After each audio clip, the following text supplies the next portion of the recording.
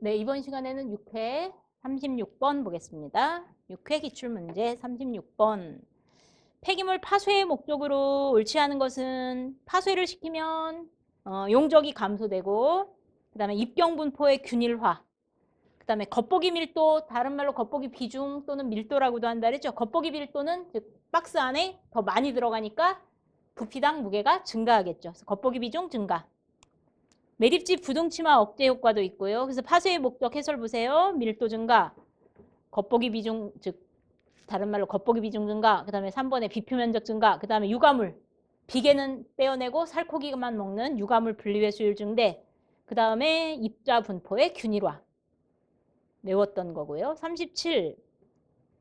소형 차량으로 수거 쓰레기 대형 차량으로 운반하기 위해 마련한 적환장의 위치로 적합하지 않은 곳은, 적환장은 어디에다라고?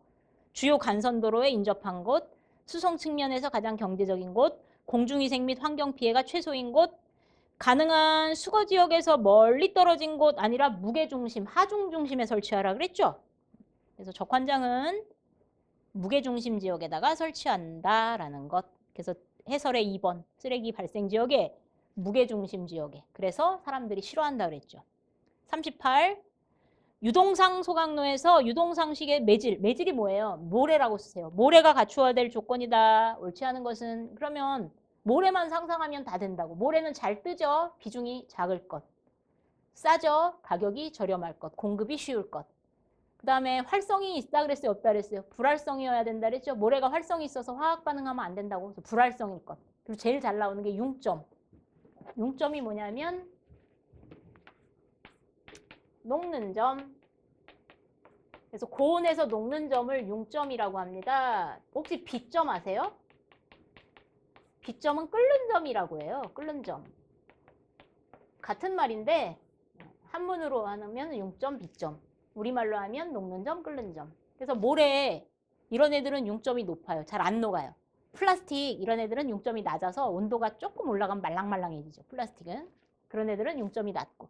그래서 모래는 융점이 높아요. 그래서 온도 뜨거운데 다 녹아버리면 안 돼요. 그래서 해설의 유동매체의 구비 조건 1번 불활성일 것, 2번 열충격에 강할 것, 모래만 생각하면 상상하면 다 된다고. 융점이 높을 것, 이게 제일 중요해. 그래서 이 문제의 답 2번, 낮은 융점 아니라 높은 융점이어야 된다고. 마모에 잘 견디며 미세하고 입도가 균일해야 잘 뜨겠죠. 비중이 작고 공급이 안정되고 값이 저렴할 것. 39. 강열 감량 및 유기물 함량을 중량법으로 할 때 다음 설명 중 옳지 않은 것은, 제가 기름 성분은 몇 도라고 했습니까? 80도. 실험할 때. 그 다음에 수분 및 고형물 측정할 때는 몇 도라고 했죠? 105에서 110도. 그 다음에 강열 감량 측정할 때 강열 감량이 뭐라고? 얘는 수분하고 유기물을 같이 측정하고 싶다. 그럴 때 600 플러스 마이너스 25도로 해줘야 된다 그랬던 게 기억나셔야 됩니다.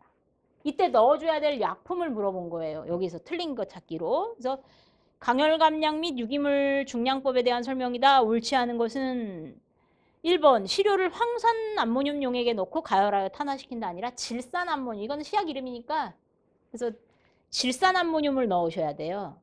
이거는 외우실 수밖에 없어요. 시약 이름이기 때문에. 그래서 시료를 질산 암모늄에 넣어야지 황산 암모늄에 넣으시면 안 돼. 그래서 가열하고 태워주는 거예요. 그걸 탄화시키고. 그 다음에 2번 시료에 시약을 넣고 가열한 후 탄화한 후 600 플러스 마이너스 25 외우라고. 600 플러스 마이너스 25 돼서 전기로 해서 3시간 강열한 다음 데시게이터를 건조기라고 했었죠. 그래서 데시게이터에서 식힌 다음에 무게를 잴 것. 평량병 또는 증발 접시는 백금제, 석영제, 사기제, 도가지 또는 접시로 가급적 무게가 적은 것을 사용할 것. 데시게이터 안에는 실리카겔과 염화칼슘이 담겨져 있는, 건조기 안에 그래서 우리 김 속에 바삭바삭하게 하라고 실리카겔 넣은 것처럼 건조기 안에는 물을 흡착하라고 실리카겔을 넣어줍니다. 또 눈 올 때 뿌리는 염화칼슘 같은 걸 넣기도 하죠. 40번. 쓰레기 수거 노선을 설정하는 데 유의사항이다. 옳지 않은 것은, 제가 쓰레기차가 크니까 U자형 회전을 피하라 그랬죠. 유턴할 수가 없어요. 쓰레기차들은. 될 수 있는 한 한 번 간 길은 가지 않도록 하라 그랬고, 3번이 많이 틀리는 거라 그랬는데 가능한 한 시계 반대 방향으로 하면 신호 받아야 돼요.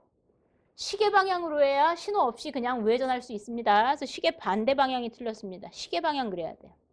출발점은 차고지와 가깝게 하고 그 다음 수거된 마지막 컨테이너도 역시 처분장과 가깝게 하도록 한다. 그리고 제일 잘 나오는 게 많은 양의 쓰레기를 가장 먼저 수거한다. 또 아저씨들 힘드니까 내려가면서 수거한다. 올라가면서 하면 힘들어요. 내려가면서 수거한다. 또 새벽에 수거한다. 그런 거 잘 보라 그랬습니다. 41. 너무 쉬운 문제. 41번. A 폐기물의 성분을 분석하였더니 가연성 함유율이 50%였대요. 탈 수 있는 애가 50% 있었대요. 밀도는 왜 나오죠? 단위 바꾸라고. 무게를 부피로, 부피를 무게로. 700kg 세제곱인 A 쓰레기에 10세제곱미터 안에는 가연성 물질이 얼마나 들어있을까요? 그러면 10세제곱미터라는 쓰레기에 단위를 밀도를 이용해서 단위 바꾸기. 밀도는 700kg 세제곱. 밀도가 나오는 이유는 뭐라고? 부피를 무게로 바꾸는 역할을 한다고. 그래서 밀도는 단위 바꾸기, 부피를 무게로, 무게를 부피로 단위 바꾸기 하는 역할. 그럼 여기까지가 쓰레기의 질량이에요. 이 중에 50%가 가연성 물질의 양이다. 이렇게 하면 끝나죠. 너무 쉬운 문제. 답은 3542. 폐기물 에너지를 회수할 때 재활용할 수 있는 방법으로 가장 에너지 회수 또는 재활용하는 방법으로 가장 거리가 먼 것은 그럼 먼저 RDF는 재활용 방법 맞죠? 쓰레기를 모아가지고 유리나 유리 같은 거 철이나 이런 거 제끼고 그 다음에 상하니까 음식물 쓰레기도 제끼고 남은 이제 뭐 애들 섬유라든지 종이라든지 이런 애들을 떡볶이 모양, 쌀떡볶이 모양으로 만든 애들이 바로 RDF입니다. 그러니까 쌀떡볶이 모양으로 만든 펠릿 RDF가 제일 많이 사용돼요. 파우더나 플러프 RDF는 그렇게 많이 사용하지는 않습니다. 그래서 진짜 크기가 요 분필만한 이렇게 만든 RDF. 요게 바로 재활용한 거고. 그 다음에 열분해라는 거 뒤에서 배울 텐데 열분해.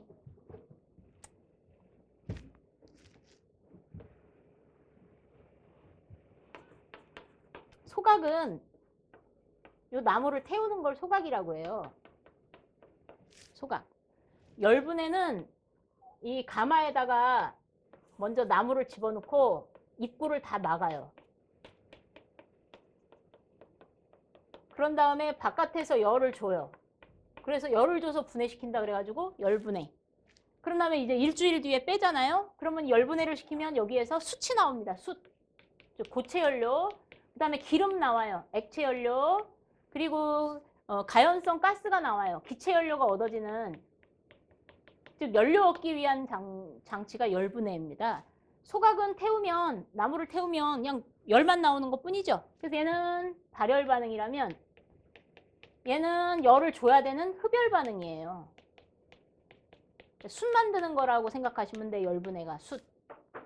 그래서 그 예전에 그 저쪽 동두천 쪽에 제가 어떤 TV 프로에 나와가지고 그 숯가마가 굉장히 유명하더라고요. 그래서 거기 가면은 그 나온 숯으로 고기도 구워 먹고 막 그래가지고 좋다 그래가지고 한번 갔었거든요. 가족들끼리. 그래서 이제 오늘은 이 숯 꺼내는 날이래. 퍼포먼스를 합니다. 그럼 이 입구를 갖다가 아저씨가 막아놨으니까 막 깨요.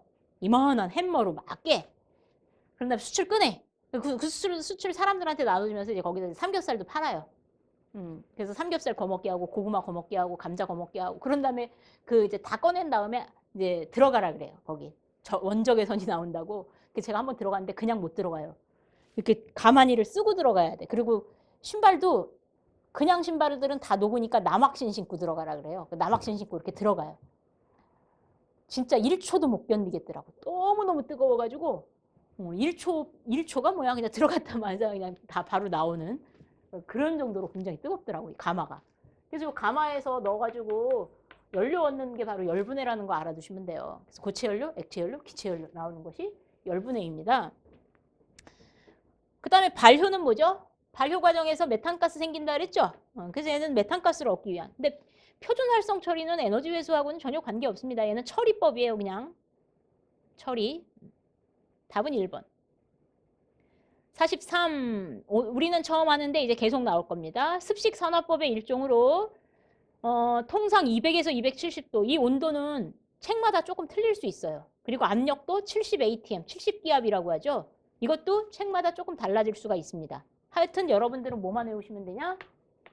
고온고압이라는 것만 외우시면 돼. 그래서 그거를 습식 산화 방식이라고도 하고, 그러니까 이름 찾는 거예요.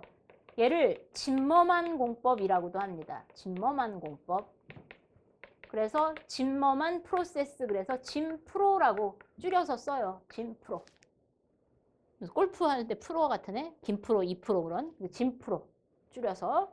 그래서 얘는 두 가지가 중요해. 고온. 이 온도는 뭐 책마다 다 틀리니까 고압. 그래서 요즘은 잘 안 씁니다.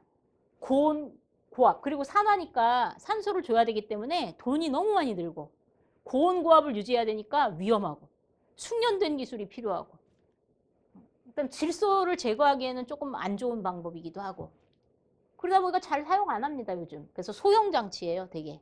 되게 돈이 많이 들어가기 때문에 대형으로는 쓸 수가 없어요.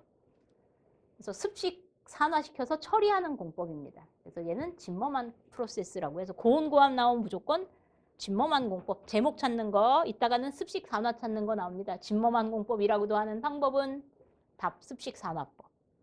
44.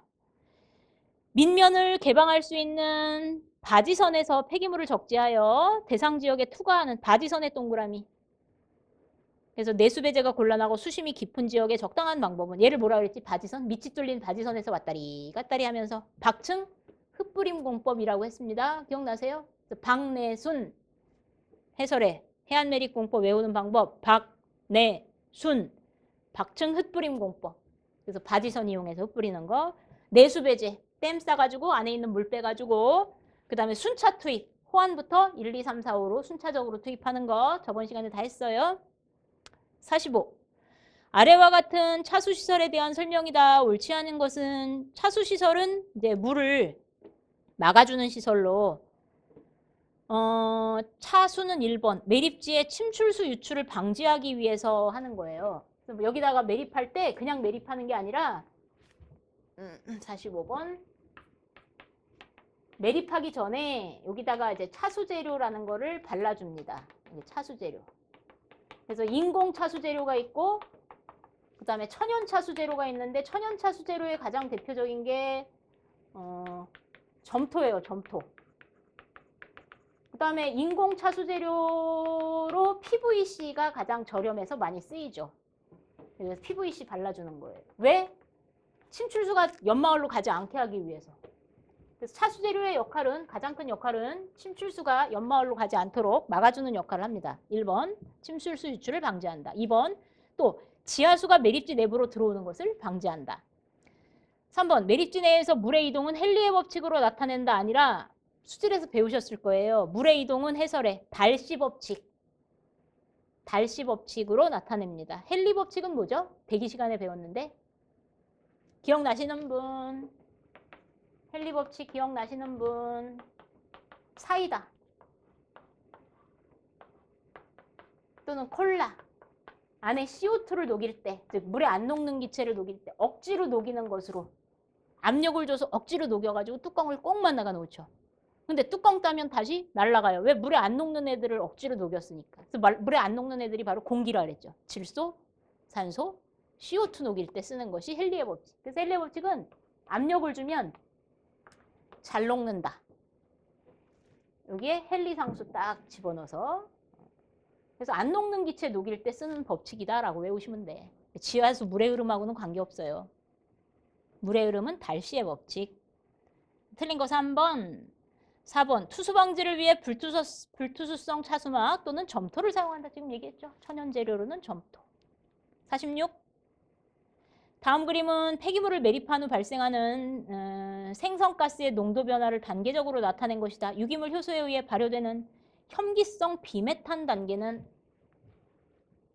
먼저 1단계는 뭐라고 했냐면 이제 폐기물을 매립을 하면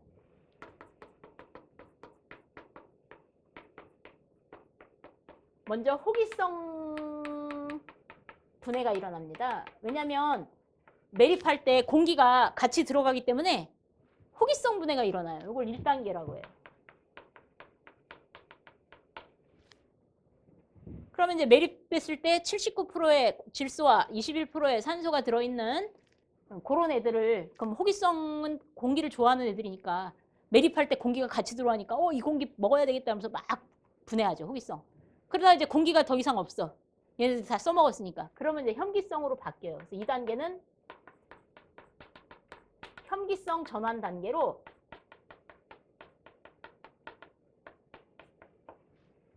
여기서는 아직까지는 메탄이 안 생겨요. 그래서 이걸 비메탄 단계라고 합니다. 비메탄. 바로 이 문제의 답이죠. 아직까지는 메탄이 생기지 않았다. 메탄은 더 있다가 생겨요. 그래서 비메탄 단계. 그 다음에 이제 여기서부터 이제 메탄이 생기는 거예요. 그래서 현기성 도달 단계라고 해서 3단계는 이제 드디어 메탄 가스가 생겨요. 여기서부터. 그래서 여기를 메탄 생성 단계라고 합니다.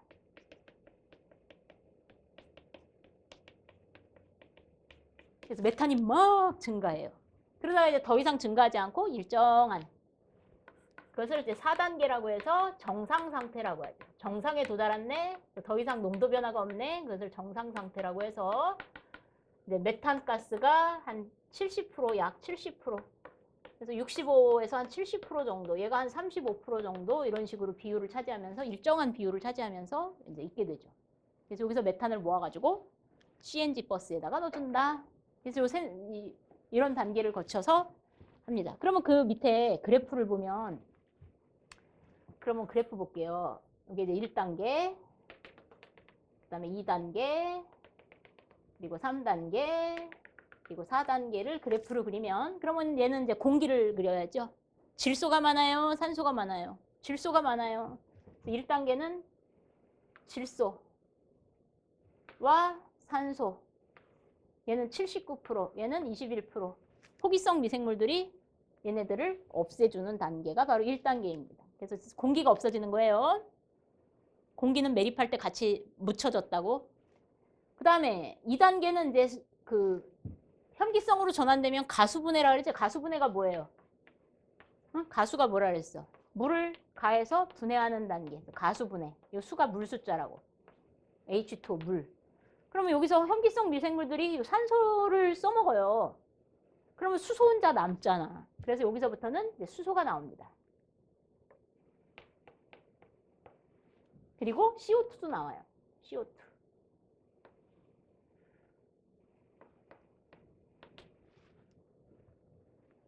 유기산들이 생기니까. 아직까지는 메탄은 안 생겨요. 메탄은 여기서 생깁니다. 이렇게. 그래서 4단계는 이제 농도의 변화가 없이, 이게 메탄 가스예요. 3단계부터 생기는 거.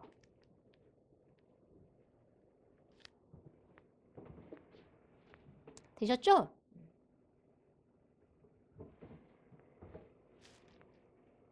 그 다음 47.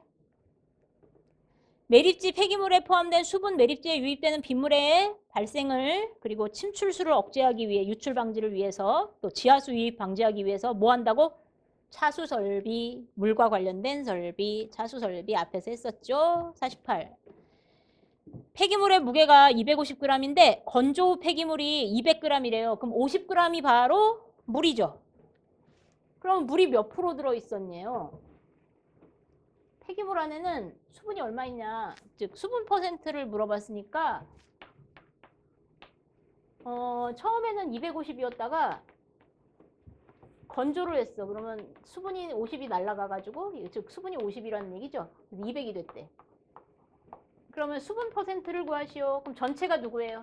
내가 떠온 전체 폐기물 250분의 수분 50g, 즉 250명 중에 빨간 옷 입은 사람 50명 곱하기 100한 것이 빨간 옷 입은 사람 퍼센트, 즉 수분 퍼센트가 됩니다. 별거 아닌 문제예요. 답은 20%. 49. 매립시설에서 복토의 목적은 뭐라고? 쓰레기가 날아가지 않도록, 그 다음에 해충, 야생동물, 그 다음에 화재 방지하도록 하는 게 복토. 빗물이 들어가지 않도록 하는 것도 복토. 3번 틀렸다고. 식물성장 방지 아니라 나중에 거기다가 하늘공원, 상암 월드컵 경기장 이런 거 진다고. 그래서 오히려 식물성장을 위한. 50번. 화격자의 면적. 역시 저번 시간에 했죠. 화격자의 소각로의 능률이, 이걸 부하율이라고 한다고. 단위가 킬로그램 퍼 제곱미터 아워. 이것을 부하율, 수각 능률, 즉 일하는 거. 이거 8만 kg의 폐기물을 1일 8시간 소각했다. 화격자의 면적은, 그래서 부하율, 공식은 내가 만들면 된다.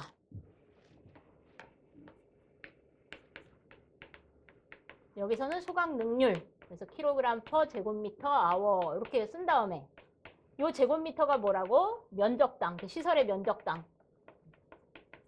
이게 소각로면은 소각로의 면적당, 탈수기면은 탈수기의 면적당, BOD 부하율, 그럼 BOD 처리하는 것의 면적당. 킬로그램 퍼 아워는 뭐라고? 주입량, 연료량. 그러면 이 면적을 물어봤으니까 대입해서 단위만 맞추면 돼요. 그럼 면적이 먼저 220 킬로그램 퍼 제곱미터 아워이고, 그 다음에 면적이 x예요. x제곱미터. 그 다음 연료는 얼마 썼어요? 8만 킬로그램을 8시간 썼어요. 8만 킬로그램을 1일 소각했대요. 그럼 얘는 퍼 데이입니다. 1일 8시간. 그래서 얘는 퍼 데이 8시간 동안 넣었죠. 8시간. 그래서 킬로그램 퍼 아워. 그래서 x 구하면 끝나죠. x는 얘랑 자리 바꾸면 돼요. 그래서 220이 여기로 오고 x가 절로 가고. 되셨죠? 51. 폐기물의 무기성 고형화에 대한 설명이다. 무기성 고형화 반대말은 유기성 고형화. 어떻게 배웠나요? 무기성 고형화는 시멘트. 이게 무기성 고형화. 그래서 체적 증가가 다양하며 독성이 없고 가격이 싸고. 반대말은 무기성 고형화, 유기성 고형화. 요거는 이제 알데히드, 뭐 포졸란, 아니다, 알데히드, 요소 이런 거 이용하는 거라 그랬죠? 유기물. 그래서 얘는 미생물에도 약하고, 미생물이 유기물을 먹으니까 또 자외선에도 약하고, 그리고 산업 활동에 많이 사용되지 않아서 빈약하다고, 자료가 빈약하고. 그거에 비해서 얘는 자료가 많죠. 현장에 많이 사용되고 가격도 저렴하고 얘는 가격이 비싸고. 둘의 공통점은 뭐라 그랬어요? 수밀성은 크다. 물이 침투하지는 않는다 그랬었죠. 고형화라는 것 자체가. 1번 틀렸네요. 무기성 고형화는 고도의 기술이 필요하며 촉매 등 유해물질이 사용된다. 이거는 유기성 고형화입니다. 얘는 유해물질도 없고 고도의 기술도 필요 없다. 2번 수용성이 작고 수밀성이 양호하다. 이건 다 마찬가지. 3번 고화재료의 구입이 용이하며 재료가 무독성이다. 4번 상온상압의 처리가 용이하다. 저번 시간에 우리 해설의 특징 봤었습니다. 52. 다음 중 효율적인 파쇄를 위한 파쇄 대상물에 작용하는 힘 3가지 어떻게 외우라고요? 파쇄의 힘, 충전압 이렇게 외우라고. 충격식 파쇄기, 전단식 파쇄기, 압축식 파쇄기. 그래서 아닌 것 찾기. 정전기력, 정전력 이런 거 없어요. 충전압 이렇게 외울 것. 53. 폐기물 관리법상 지정 폐기물 중 부식성 폐기물의 폐유 폐사는 폐기물은 먼저 생활 폐기물이라는 게 있어요. 여러분들 가정에서 나오는 폐기물이죠. 생활 폐기물. 그리고 사업장에서 나오는 폐기물이 있죠. 사업장 폐기물. 이 사업장 폐기물에는 또 사업장 일반 폐기물이 있고요. 얘는 독성이 그렇게 크지 않은, 독성이 없는 또는 독성이 크지 않은. 근데 지정 폐기물이라는 애가 있습니다. 얘는 독성 실험을 해서 또는 부식성 실험을 해서, 그래서 얘를 판단하는 요소가, 지정 폐기물 판단 요소가 기사 시험에 엄청 잘 나오는데 여러분들 외우세요. 기능사 하시는 분도 외우세요. 폭발독 인식반. 요걸로 판단해요. 즉 폭발성이 있으면 지정 폐기물입니다. 폭발성이 없으면 이제 일반 폐기물로 들어가겠죠. 그래서 폭발성. 그 다음에 발암성이 있으면 지정 폐기물이에요. 성면 같은 애들. 또 독성이 있으면 지정 폐기물이고. 그러니까 강해야 돼. 그 기준. 우리나라 법에 정해진 것보다 크면 지정 폐기물. 그거보다 작으면 이제 일반 폐기물이 되는 거죠. 인화성도 마찬가지, 부식성도 마찬가지, 반응성도 마찬가지. 그래서 요거를 이제 판단해가지고 우리나라 법에 다 정해져 있어요. 얼마 이상이면 지정 폐기물로 해라. 그중에 요 부식성 폐기물에 폐산, 폐알칼리 같은 게 있습니다. 요 두 개만 좀 외울까요? 그리고 나머지 너무 많고, 그리고 의료 폐기물도 지정 폐기물입니다.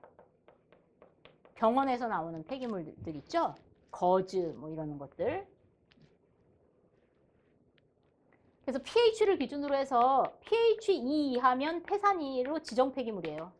그러면은 우리 공장에서는 pH 3짜리 나오는데요. 그럼 걔네들은 지정 폐기물이 아니에요. 걔네들은 일반 폐기물에 들어가는 거죠.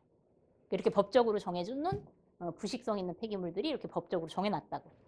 폐알칼리는 pH 12.5 이상. 12.5예요. 10이 아니고 12.5. 얘는 pH 2. 둘이 헷갈리지 않게. 그러면 우리 공장에서는 pH가 한 10짜리 나오는데요. 그럼 걔는 지정 폐기물이 아니야. 12.5 이상. 그러니까 12.5, 12.6, 12.7 이렇게 이상. pH는 얼마에서부터 얼마까지 있어요? 0에서부터 14까지 있죠. 그래서 0에서 7까지가 중성으로 가는데 이게 중성이고, 여기보다 작은 애들을 산성, 여기보다 큰 애들을 알칼리성 또는 염기성. 요즘은 염기성이라는 말 대신에 알칼리성이라는 말을 쓴다고. 그래서 아주 강한 알칼리성을 가지고 있는 게 지정 폐기물. 아주 강한 산성을 가지고 있는 것이 지정 폐기물입니다. 그리고 이 의료 폐기물에는 이제 격리 의료 폐기물이라고 해가지고 전염성 있는 폐기물들 있죠. 그런 애들은 이제 완전히 격리시켜야 되는 의료 폐기물이고, 그다음에 이제 위해 의료 폐기물 같은 게 있어요. 예를 들면 실험실에서 나온, 그다음에 뭐 손상성 폐기물이라든지 뭐 뾰족한 주사 바늘 뭐 이런 것들. 그다음에 일반 의료 폐기물이라는 게 있습니다. 이거는 이제 거즈, 뭐 애들 기저귀, 뭐 수액 시트 뭐 이런 것들. 그래서 또 이런 것들도 나눠져 있죠. 그래서 이 문제 다음 중 부식성 폐기물로 폐산은 pH를 다른 말로는 수소이온 농도 지수라고 하죠. 2 이하 찾으시면 돼요. 답은 1번. 그래서 해설 폐산은 2 이하. 수소이온 농도 지수 pH가 폐알칼리는 12.5 이상. 그 다음에 54. 하수 처리장에서 발생하는 슬러지를 혐기성으로 소화하는 데 목적이다. 다음 중 가장 거리가 먼 것은 슬러지를 소화하는 목적. 소화가 다른 말로 안정화라 그랬습니다. 안정화하는 목적. 그래서 병원균을 사멸시키고, 그 다음에 무게와 부피를 감소하고, 메탄 같은 혐기성 처리하면 발생하죠. 그래서 혐기성으로 소화한다는 거는 미생물을 이용해서 미생물이 소화시키는 거예요. 그러면은 2번, 걔네들이 2번, 중금속 제거할 수 있어요? 미생물이 중금속 제거해요? 미생물이 무기물, 돌 같은 거 제거해요? 아니지. 미생물들은 유기물 제거하는 겁니다. 다시 혐기성 소화는 뭐? 미생물을 이용하는 거라고. 혐기성 미생물을. 그래서 유기물을 분해시키는 것을 혐기성 소화. 호기성 미생물이 분해시키는 거는 이제 호기성 소화라고 하는데, 무기물 같은 돌멩이나 중금속 같은 애들은 분해 못해요. 미생물들이. 답은 2번은 틀렸습니다. 55. 다음 중 퇴비화의 조건 기억나세요? 수분은 한 50%라 그랬고 온도도 한 50도씨로 외우면 된다 그랬죠? 60에서 70으로 외우지 말고. 그 다음에 CNB는 30 플러스 마이너스 5나 25에서 50 정도로 외우시라 그랬고, 그 다음 pH는 중성이 좋다 그랬거든요. 그럼 중성이면은 1번에 들어가죠. 2번은 수분은 맞았지만 pH가 8.5에서 10이면 중성이 아니잖아. 그래서 pH 7에 가까운 게 1번이죠. 그렇게 외우시면 된다는. 그 다음에 7회 가겠습니다. 35번, 36번, 7회. 36. 다음 폐기물의 분석 항목 중 공정시험법상 거기다 네모치세요. 원자흡수 분광광도법. 뭐 아까인가? 저번 시간인가? 카드뮴이 좋아하는 애가 얼마라 그랬죠? 2페어. 2288 나노메타. 원자흡광광도법으로 카드뮴을 측정할 때 측정 파장은 그래서 2페어 2288이라고 했었던. 그럼 이 원자흡광광도법은 이 카드뮴 같은 애들 분석하는 데 써요. 이 카드뮴이 뭐예요? 카드뮴, 크롬, 구리, 납 이런 애들의 공통점은 뭐죠? 중금속. 그래서 원자합관 강도는 중금속 분석할 때 쓴다라는 거 알아두셔야 돼. 그럼 이 중에 중금속이 누굽니까? 육각 크롬. 크롬이 중금속이죠. 답은 4번. 37. 다음은 폐수 처리 방법 중에 고액 분리 방법이 아닌 것은 고체와 액체를 분리하는 방법. 그럼 먼저 스크리닝 볼까요? 스크린. 채로 걸른다는 거라고 했습니다. 스크린. 그래서 채로 걸르면 액체는 물 밑으로 빠지고 고체, 나무, 돌멩이는 위에 걸리겠죠. 그 다음에 부상분리. 위로 뜨고 아래로 가라앉고 부상분리. 원심분리는 막 돌려요. 그러면 액체는 빠져나오고 탈수기 생각하라고 걸레는 그대로 남아있겠죠. 전기투석은 해설 보니까 이온 분리라고 써있네. 전기투석은 고액 분리가 아니라 마이너스 이온을 플러스로, 플러스 이온을 마이너스로. 어디서 배웠더라? 대기의 전기집진 장치에서 배웠죠. 전기집진 장치는 전선줄이 위에서 아래로, 그래서 코로나 방전으로 지나갈 때 마이너스 전하를 받고 이 칠판을 플러스로 해서 플러스로 딸려가는, 그 마이너스가 플러스로 딸려가는, 마이너스 이온이 플러스로 딸려가는, 그래서 이온을 제거할 때 사용합니다. 전기투석법. 38. 너무 많이 나온다. 적환장. 적환장 너무 많이 나오죠? 적환장은 언제 설치합니까? 공기수송 방식을 사용했을 때 설치하라고. 공기수송 방식은 2.5km밖에 못 가요. 대략. 그래서 중간에 적환장에서 걸쳐서 끝까지 가줘야죠. 그 다음에 두 번째 틀렸네. 대형 컨테이너를 사용하는 게 아니라 소형 컨테이너 사용했을 때죠. 3번 원거리에 있어서, 처분장이 원거리에 있어서 불법 투기가 가능했을 때 불법 투기 지역. 4번 처분장이 멀리 떨어져 있어서 같은 말이죠. 소형 차량에 의해서 수송할 때 비경제적일 경우. 39. 40만 명이 거주하는 A지역에 일주일 동안, 일주일이면 7일이라고 8,000세제곱의 쓰레기를 수거하였다. 이 지역의 쓰레기의 발생량이, 즉 원단위가 1.37kg/인일, 즉 한 사람이 하루에 1.37kg을 내보낸다. 쓰레기의 밀도를 구하시오. 해설처럼 안 구할게요. 밀도 공식에다 넣을게요. 밀도 공식이 뭐죠? 아이스크림. 39번. 밀도 공식은 아이스크림이라고. 아이스크림. 우리말로 하면 볼륨, 부피분의 M, 매스, 질량. 밀도는 아이스크림이다. 여기다 넣어주면 돼요. 쓰레기에 부피 넣어줘요. 세제곱. 쓰레기 질량 넣어줘요. 킬로그램. 답이 원하는 대로 하시면 돼. 킬로그램, 톤 퍼 세제곱이니까 톤으로 넣어줘요. 그러면 쓰레기의 부피부터 찾아볼게요. 쓰레기의 부피는 8,000세제곱. 일주일 동안 8,000세제곱. 8,000세제곱. 일주일 동안, 일주일은 7일. 그러니까 7일 동안 8,000세제곱. 이렇게 써주고. 그 다음에 쓰레기는 얼마 나왔어요? 1.37kg이 나왔대요. 그럼 1.37kg은 몇 톤이죠? 10의 마이너스 3승톤. 근데 이거는 한 사람이 하루에. 그러면 일 똑같고, 그럼 약분되고. 그 다음에 인만 없어지면 끝나지. 그럼 인구수를 곱해서 총질량으로 해야 되니까 인구수가 얼마예요? 40만 명? 40만 명 인구수. 이렇게 곱하면 총 쓰레기의 질량일 것이고요. 그래서 위에는 단위가 톤 퍼 1, 아래는 단위가 세제곱 퍼 1. 이렇게 하면 단위가 톤 퍼 세제곱만 남겠죠. 이게 답입니다. 엄청 쉽죠? 그래서 0.48 이렇게 나올 거예요. 40번. 슬러지를 가압시켜. 가열의 동그라미, 가압의 동그라미. 즉 고온고압. 그래서 유기물을 공기에 의해 산화의 밑줄. 산화하는 공법을 습식산화. 습식산화를 다른 말로 뭐라고 한다고? 진범한 공법. 진프로라고도 한다 그랬죠. 가열가압 외우세요. 가열가압. 공기에 의한 산화. 41 고위 발열량 안 하겠습니다. 퍼센트 그대로 넣고 싶으면 동그라미 2개씩 빼라고. 8,100을 81C. 34,000을 340.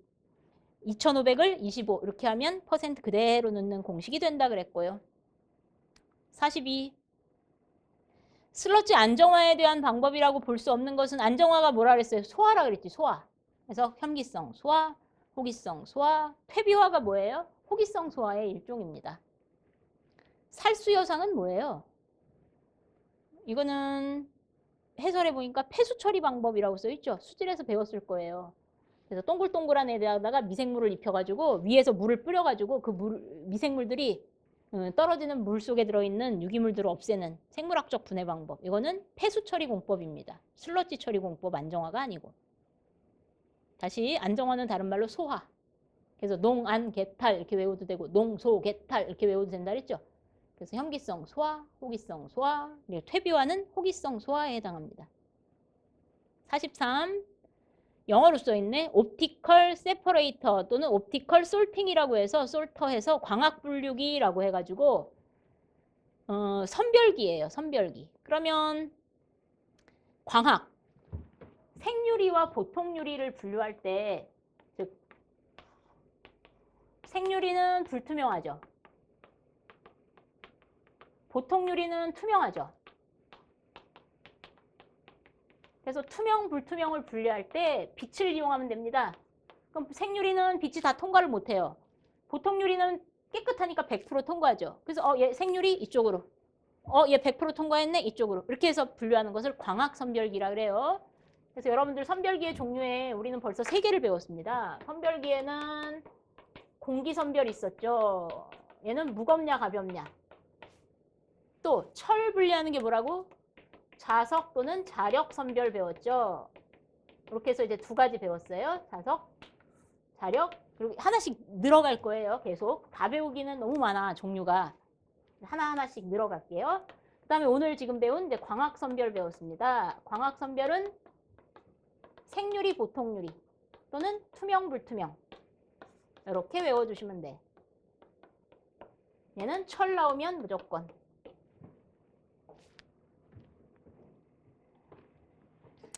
됐죠?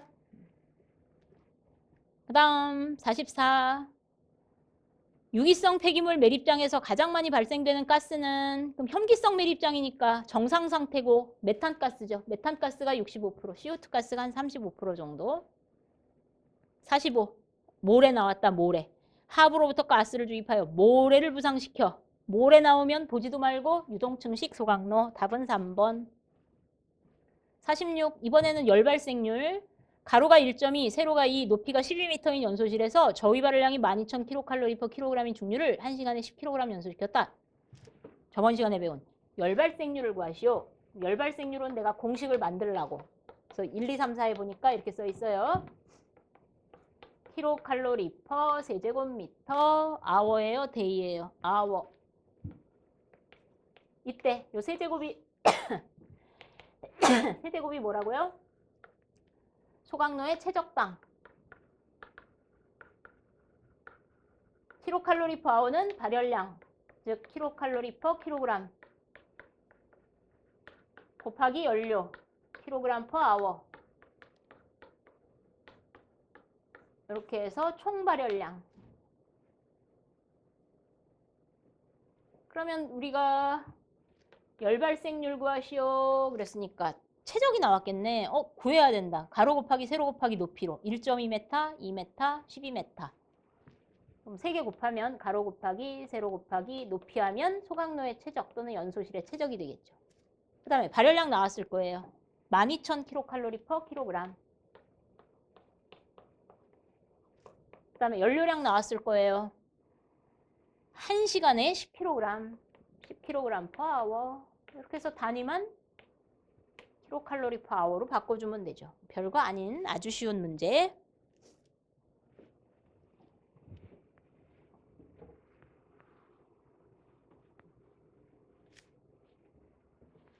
(47) 그래서 답은 4166 이렇게 나오는데 4167 정도. 47. 다양한 크기를 가진 크기에다 동그라미. 다양한 크기의 동그라미. 혼합 폐기물을 자동으로 분류할 수 있다. 큰 폐기물로부터 후속 장치를 보호하기 위해 선별하는 방식은 이제는 이제 공기 선별 배웠고 자석 선별 배웠고 그러면 그 선별의 종류 해설 보세요. 우리가 배운 선별기 중에 광학 선별 배웠고 이제 자력 선별 배웠고 공기 선별 배웠고 그러면 이제 스크린 선별 즉 크기 선별 배울게요. 47. 요거 이제 3개 배운 거 외에 나머지를 배우겠습니다. 스크린, 채예요, 채. 그래서 두 가지가 있습니다. 회전식 방식과 진동식 방식. 진동 스크린이 있고요. 그 다음에 회전식인 트롯멜 스크린이라는 게 있어요. 그 다음에 목 디스크, 디스크 스크린이라는 게 있는데 이건 잘 사용 안 합니다. 그러니까 두 개만 좀 잘 알아두세요. 이게 크기로 선별하는 건데 이 진동 스크린은 이렇게 채를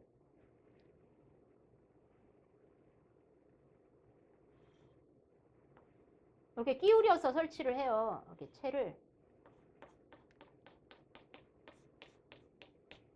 알파라는 각도로 끼우려서 이쪽으로 이제 투입하고 그래서 언제 많이 하냐면 공사장에서 골재 분리할 때 그러면 이렇게 해서 이제 넣으면은 자갈이나 모래는 위로 그 다음에 깨끗한 쪽 조그마한 흙은 아래로 그래서 이거는 골재 분리할 때 많이 사용합니다. 공사장에서 커다란 돌멩이 같은 거 골라낼 때 트롯멜 스크린은 이제 도시 폐기물 선별할 때 써요. 돌려요. 그래서 얘는 회전식이에요. 진동식이다 그러면 틀려요. 얘는 회전식. 그래서 회전통을 구멍이 너무 높다. 각도가 좀 작아야 돼요. 이렇게. 그래야 많이 선별할 수 있어요.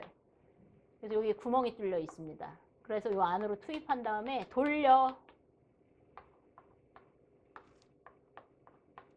이 각도가 크면 쓰레기가 밑으로 쏠리겠죠? 그래서 각도는 작아야 돼요. 그래서 얘는 5도 이하. 그 다음에 돌려요.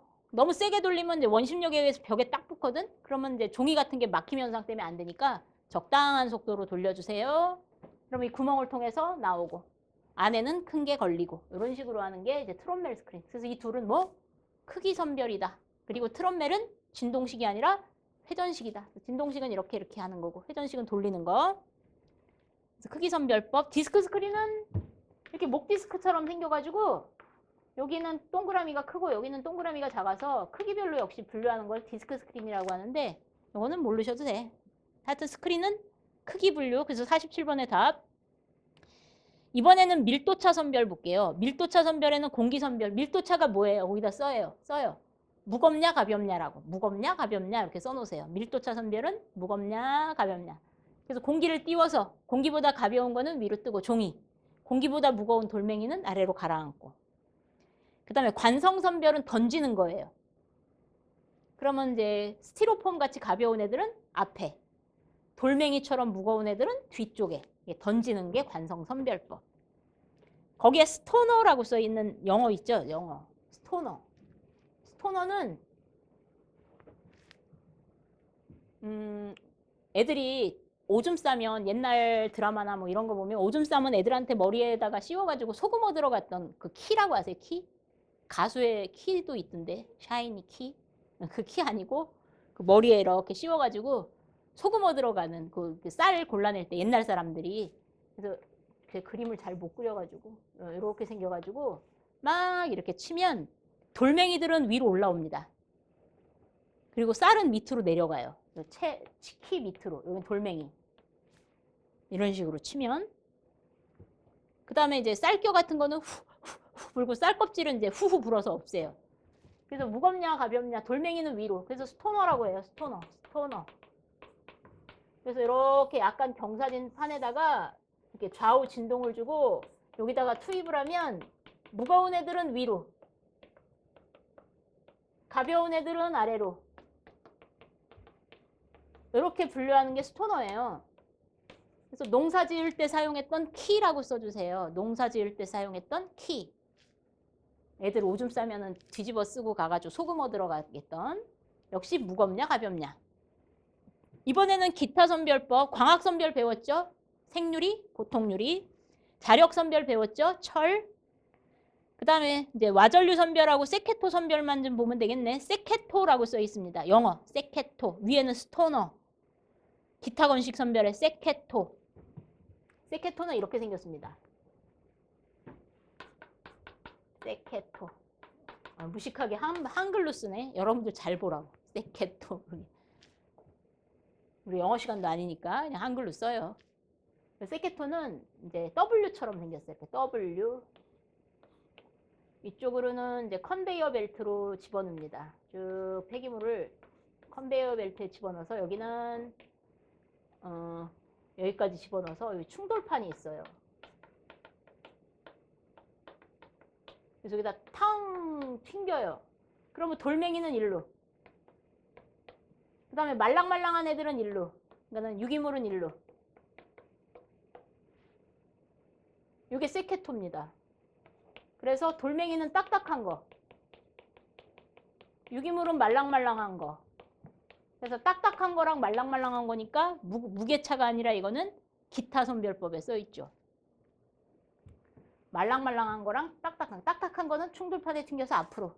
말랑한 거는 그냥 흐물렁흐물렁 해가지고 뒤로. 이런 식으로 가는 것이 세케토입니다. 되셨죠? 그래서 기타에 써있어요. 이건 말랑말랑한 거, 딱딱한 거. 그 다음에 이제 와전류 선별법이 있는데 와전류 선별법 요거 지우고 그릴게요. 좀 빠르면 정지 버튼 하고 쓰세요. 얘는 회전자석이 있어요. 회전자석.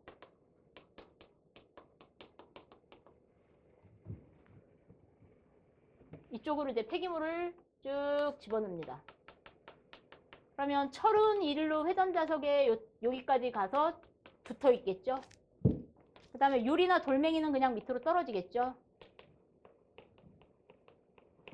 근데 이 앞으로 튕겨나가는 애들이 있어요. 이걸 와전류라고 하거든. 그러니까 내가 잡으려는 건 얘네들이야. 와전류.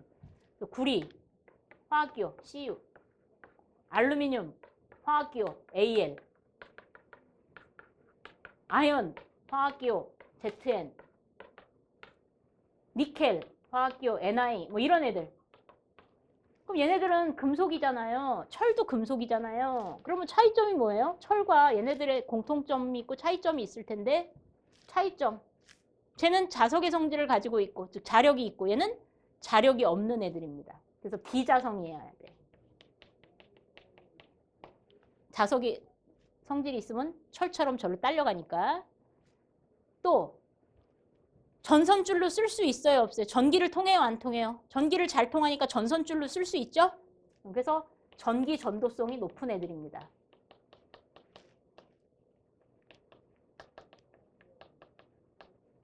그래서 이런 거 분류할 때 쓰는 게 와전류 선별기예요. 그래서 구리, 아연, 니켈, 알루미늄 이렇게 자석의 성질이 없으면서 전기 전도성이 높은 애들. 그 다음 정전기 선별은 이제 내가 만약에 종이하고 플라스틱을 분류하고 싶다. 그럼 물에 젖은 종이는 벽에 딱 붙죠. 정전기에 의해서. 근데 플라스틱은 그냥 떨어지죠. 그래서 물을 흡수한 종이와 플라스틱 분류할 때, 즉 종이와 플라스틱 분류할 때 사용을 많이 합니다. 그래서 얘는 전도체, 얘는 비전도체가 되는데, 그래서 전도체와 비전도체의 물질을 분류할 때 정전기 선별이라는 걸 사용합니다. 그 다음에 습식 선별에서는 지그라는 거 하나만 좀 봐둘까요? 거기에 습식 선별법에 지그라고 써 있는 거 찾으셨나요? J, I, G, S, 지그. 찾으셨죠? 지그라는 거 하나만 볼게요. 마지막 지그는 이렇게 생겼습니다. 물에다 넣는 거예요. 습식 선별이니까 이 물에다가 채를 넣어요. 스크린을 채.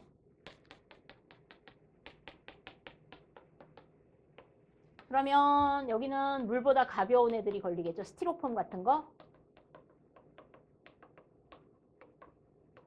그 다음에 여기는 물보다 무겁고 큰 거. 돌멩이 같은 거, 큰 거. 여기는 이제 모래. 물보다 무겁고 작은 거. 이렇게 걸리겠죠. 3단 분리하는 거예요. 지그. 그래서 어디에 사용했냐면 사금 선별할 때. 그래서 강가에서 사금 선별하시는 분들이 채 가지고 이렇게 강에다가 이렇게 놓고 막 흔들면서 사금 선별 체험 같은 거 해보신 분들은 아마 알 겁니다. 3단 분리하는 거. 얘는 뭐라고? 습식 선별기라고. 물에다 넣어서 처리하는. 다음 중 습식 선별기 찾으세요. 그럼 지그. 지그는 건식 선별기이다. 틀린 거 찾으세요. 그럼 그게 틀린 거죠. 지그는 습식 선별기. 48 가겠습니다. 다음 폐기물의 퇴비화 시 적정 CMB는 얼마라고? 25에서 50 해도 되고 30 플러스 마이너스 5 그래도 된다고. 49. 어려운 거 나왔네. 혐기성 소화 탱크에서 유기물이 80%, 무기물이 20%인 슬러지를 소화 처리하여 소화 슬러지의 유기물이 75%, 무기물이 25%가 되었다. 이때 소화율을 구하시오. 어려운 문제. 그림을 먼저 그리면 유기물, 무기물이 있어요. 유기물이 80%, 여기를 VS라고 쓴 겁니다. 그 다음에 무기물이, 그러면 나머지는 무기물, 이걸 FS라고 써줘. 20%. 그 다음에 소화를 시켰어요. 소화 다 됐어요. 그러면 돌멩이는 소화 안 되지. 무기물은 소화 안 되죠. 유기물만 소화되는 거죠. 그래서 소화라는 것은 이제 유기물이 없어진 거예요. 유기물이 사라집니다. 다 사라지는 건 아니고 그래서 남아있죠. 얼마나? 유기물이 75%, 무기물이 25%. 유기물이 요걸 VS 다시, 무기물은 FS 다시. 요게 75. 그러면 25가 무기물이 될 거예요.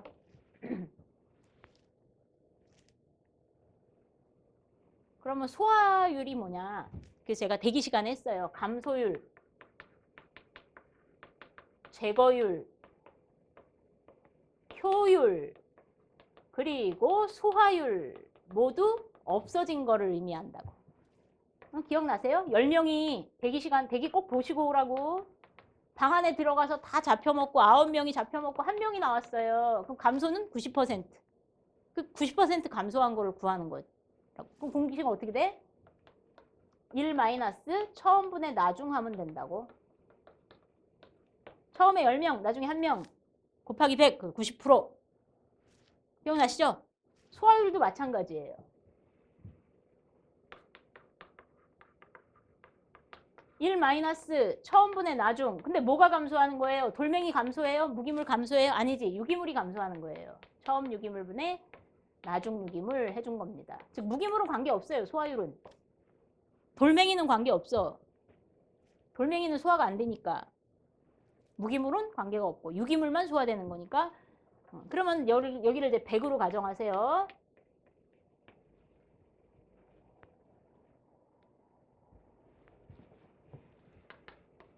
1 마이너스 처음에 유기물이 얼마 있었어요? 80%? 그러면 100kg 속에 80%. 아까는 나중에 무게를 먼저 구해야 돼. 그래서 얘는 어렵다는 얘기가 두 단계를 거쳐야 돼요. 먼저 얘를 먼저 구해요.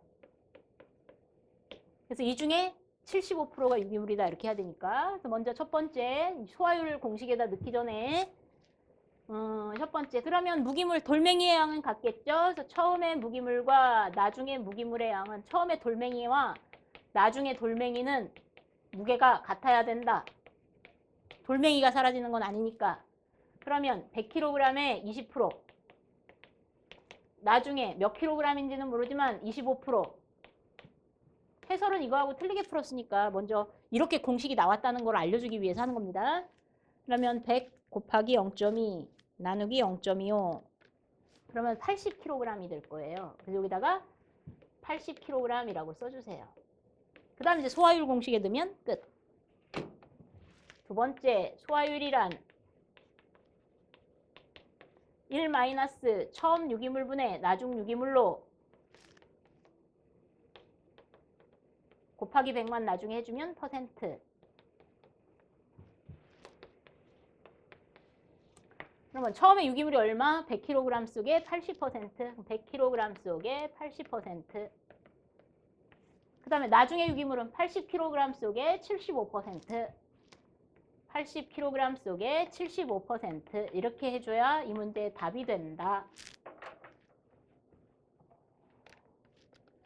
1-80 곱하기 0.75 나누기 100 곱하기 0.8 하면 80이니까 나누기 80 하면 되겠네요. 25% 되겠네요. 25% 1번.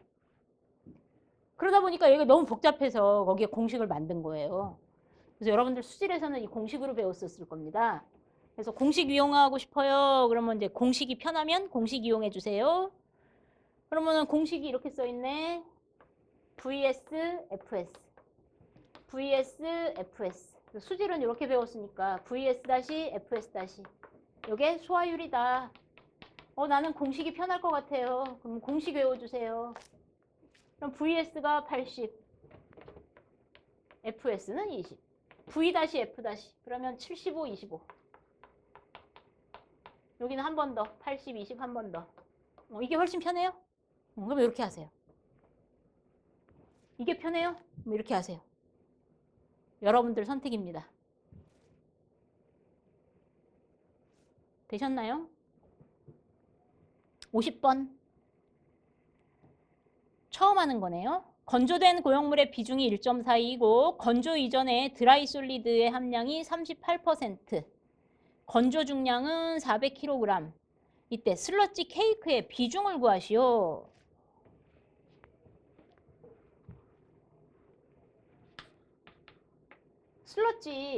슬러지는 뭐하고 합친 거라고? 수분과 고용물을 합친 것이 슬러지라고. 그럼 슬러지의 부피는 어떻게 구해요? 수분의 부피에다가 고용물의 부피 합치면 되겠죠. 그러면 이 둘을 합치면 당연한 초등학교 1학년 산수 수분하고 고용물의 부피를 합치면 슬러지의 부피가 된다. 이건 당연한 얘기인데 근데 문제는 부피가 밀도가 나왔을 때 어떻게 구하냐. 밀도는 아이스크림처럼 생겼죠. 즉 부피분의 질량. 그러면 이 부피하고 이 밀도하고 자리를 바꿔요. 그럼 부피는 밀도분의 질량이 되겠지. 얘는 슬러지의 밀도분의 질량. 근데 이때 밀도는 비중이라고 써도 된다니까. 그래서 비중분의 질량.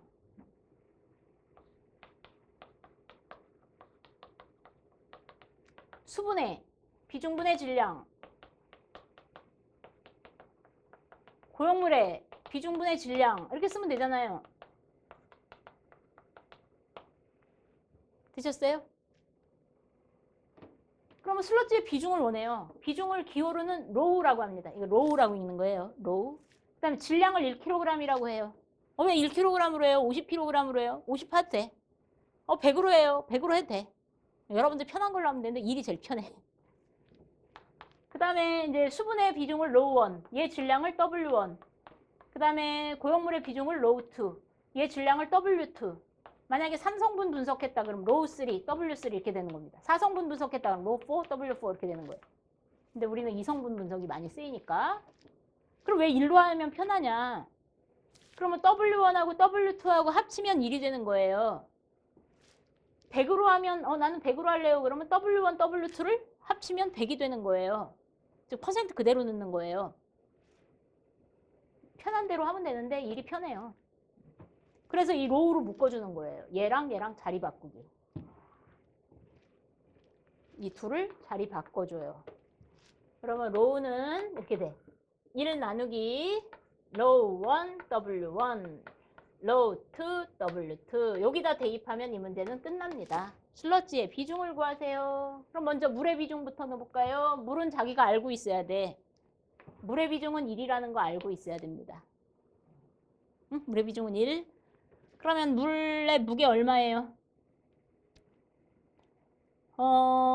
거기 보니까 드라이 솔리드, 우리말로 하면 고용물이죠. 고용물이 38%래요. 그러면 수분은 62%지.